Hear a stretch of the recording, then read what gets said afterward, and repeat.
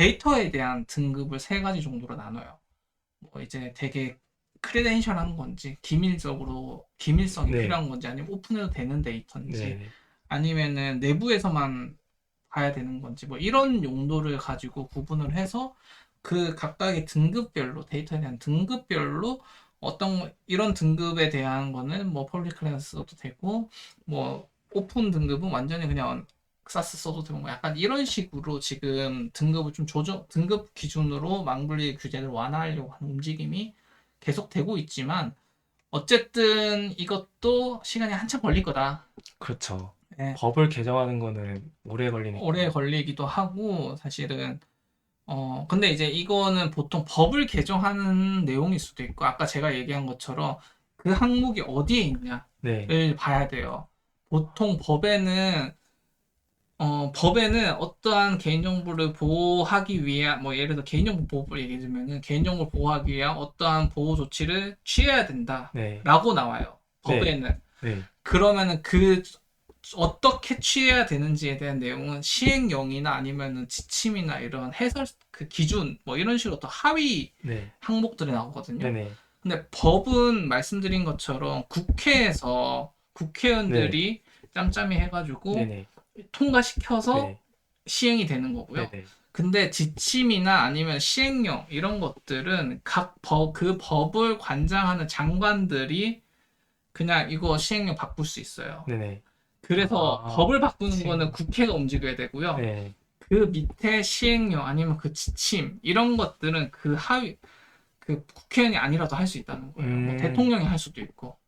그것만 기준이 잘 성립이 되면 언제든지 바꿀 수 있다라고 이해했어요. 맞아요. 그래서 보면 국가정보보안 아까 제가 망분리 그 네. 공공기관 같은 경우에 망분리가 어디 있냐라고 하면 국가정보보안 기본 지침 이런 데 아, 있다고 했잖아. 네네, 그럼 지침에 있는 내용이기 때문에 네네. 저거는 국회에서 법을 바꾸는 게 안 해도 된다는 거예요. 네. 아, 이제 그런 걸 잘 봐야 돼요. 그래서 보면은 저희가 막 부동산 막 이렇게 네네, 막 얘기가 나오고 네, 했을 때 보면은 법을 개정해야 되는 거는 세법이나 이런 것 때문에 네. 개정해야 되는 항목이 있으면은 그 나머지는 뭐 그냥 장관이나 아니면 대통령 명에 의해서 이거 바꿀 수 있는 항목들이 따라가지고 즉시 이런 거를 제재할 수 있는지 없는지 막 네, 이렇게 많이 얘기했던 거랑 네, 똑같은 개념이에요. 네, 그러니까 세법을 바꿔야 되면 국회에서 승인을 해야 돼요.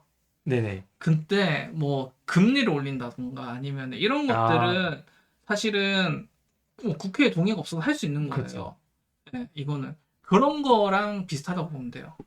어, 정말 어려운 것 같아요. 법도 있고, 지침도 있고, 시행령도 있고.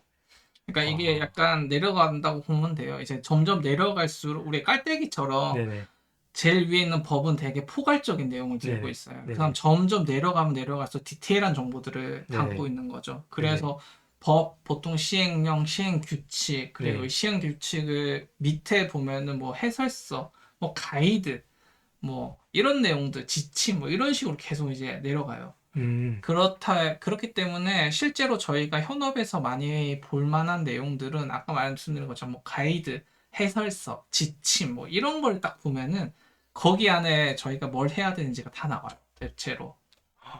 그걸 싱커님은 다 지금까지 보시고, 그걸 기준으로 업무를 하시는 거죠? 그쵸. 맨날, 왜냐면은 뭔가 이걸 하는데 근거가 있어야 되잖아요. 맞아요. 보완을 하려고 하는데 이게 무슨 근거로 이걸 하는지를 우리는 알아야 되잖아요. 네네, 근데 그 근거는 다 법에 나와요. 그쵸. 예, 법에 있기 때문에 우리가 하는 거예요. 아, 어렵네요. 그래서 이런 게 너무 어려운 것 같아요. 기준을 보고, 사실 그 기준도 어떻게 보면 애매모호할 수 있잖아요. 그거를 정립하는 게 진짜 전 어렵다 느꼈거든요. 사실은 그래서 제가 아까 서두에 얘기한 것처럼 이 법이 이 항목이 왜 생겼는지에 네, 대한 거를 먼저 찾으라고 했잖아요. 네, 그거랑 똑같아요. 이 법이 발의된 이유가 뭔지를 네. 거슬러서 계속 찾다 보면은 아, 이게 뭐를 위해서 이게 생겼구나를 어, 알면은 우리가 할 때 조금 더 유연하게 보완할 수 있다는 거예요. 네네, 그래서 제가 작년에 그 망분리 관련돼서 얘기했던 것도 망분리를 하는데 보면은 기준이 개인정보 처리 시스템상 망분리의 기준은 세 가지예요. 개인정보 다운로드, 그 다음에 파기, 그 네. 다음에 접근 권한. 네네. 이 세 가지 행위에 대해서만 인터넷 환경이 차단된 곳에서 접근해라. 네네. 예요. 네네. 그리고 거기에 해설서에 명확하게 적혀 있어요. 개인정보를 단순 조회하는 거는 망분리 대상에서 제외된다라고 명확하게 적혀 있어요. 단순 조회가 어떤 조회인가요? 그러니까 이 단순 조회라는 말 자체가 되게 애매한 거예요. 결국에는.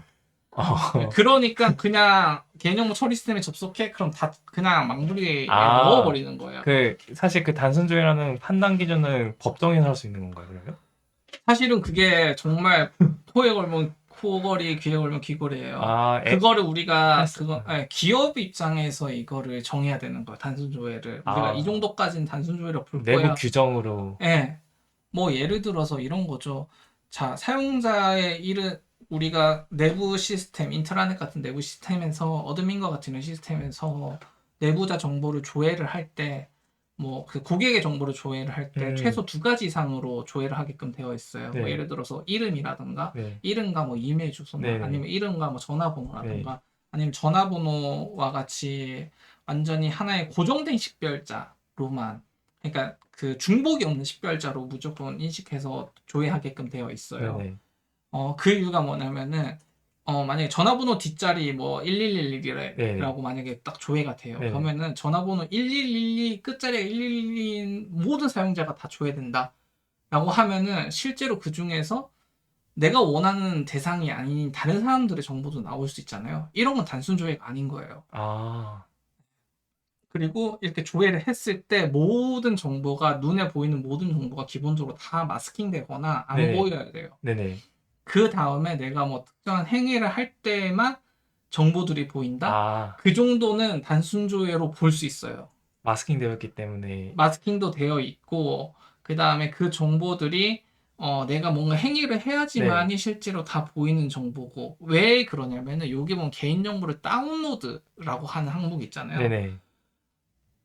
캡처도 다운로드에 해당돼요. 그 로그인할 때 그 캡처 말씀이신가요? 아니요, 화면 capture 아, 하는 것도 네. 다운로드에 해당이 돼요. 아, 스크린샷 찍는 자체가. 맞아요.